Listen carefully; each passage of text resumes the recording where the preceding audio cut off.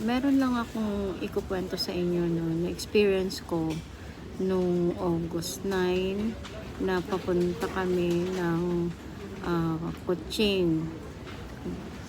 Okay, so from Kuala Lumpur International Airport, so we have to take a bus going to Kuching. Then, yung aking luggage, walang record doon sa Malaysian Airlines kasi magka-counter nga kami, mag-check-in nga kami ng baggage.